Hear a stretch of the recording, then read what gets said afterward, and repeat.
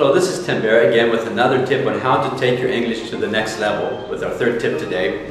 Today I want to talk about a concept called, we'll call it the trusting your swing, because that's what tennis players call it. Trusting your swing. What does that mean? Well, scientists, people that study performance, they realize that there are two kinds of mindsets. There's a training mindset, and that's what we talked about last week, when you have to practice, and like a tennis player, for example, he has to practice his swing, how to hold the racket, how to hit the ball, where he's aiming at, and all that kind of stuff, how he's going to put effect on the ball. But then when he performs, when he's really playing a game, he has to forget about that kind of mindset of training, and he just has to perform, or they call it the trusting mindset. That's why they tell tennis players that they have to trust their swing. So we have to apply that to English too.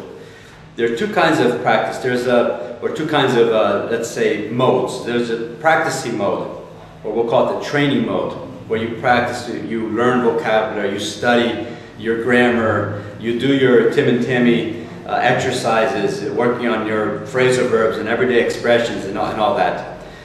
But then you have to simulate situations where you're just using your English. And in these moments, you're in your trusting mode. You throw out any judgment, or you stop being your school teacher and correcting yourself all the time, and you just talk. You just concentrate on getting your message across and communicating. Don't think, boy, let me use this word, or let me try to use a phrasal verb. No, you just talk. You just communicate. And if you practice, if you do those focus practice, when you do perform, it will come out a lot easier. But you don't worry about it. When they say here, for example, this book talks about that a lot. It's called let me see if you can see it here, Overachievement, excuse me. He talks about the training mindset and the trusting mindset. He says here, to perform exceptionally, whether it's hitting a golf ball pure, closing a critical deal, pulling off a big sale, moving an audience with the violin concerto, or even transplanting a heart, requires you to be in that same state of mind, empty of all doubt. So they call it like it doesn't matter mindset. Like you're not worried about making mistakes. You're not worried about speaking correctly. You're just talking, okay? You cannot pull up all those years of education, training, and experience in your memory as you perform. That's the training mindset. In the trusting mindset, you have to let all the expertise be there instinctively. Our ability is maximized when we let our skills do the work, not our heads. Because the idea is, and we're not going to talk about the science behind all this, but the idea is you don't have enough neural connections to be thinking about all these things at the same time. When you're performing, you just have to perform instinctively, without worrying about, oh, I have to think of this, I have to think of the proper grammar. You just talk. Our ability is maximized when we let our skills do the work, not our heads.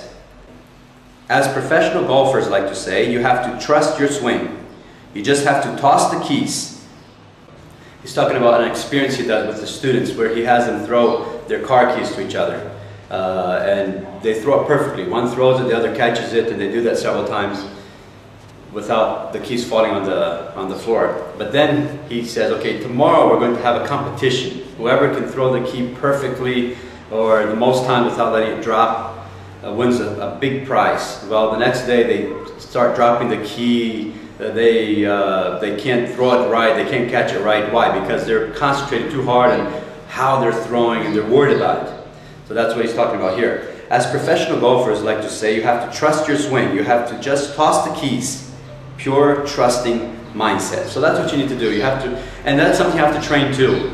If you're afraid for them to talk on the phone with people at the office or something, just get on the phone and talk to them. Don't worry about, oh, am I going to say it right?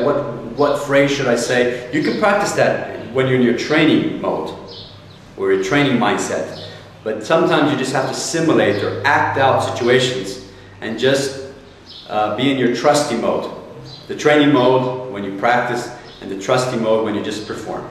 Well, I hope you liked the tip today. Expect me next week with another tip. And don't forget to just speak, practice. Don't worry about making mistakes when you're in your performing mode, when you're performing. Okay? Goodbye. Thank you.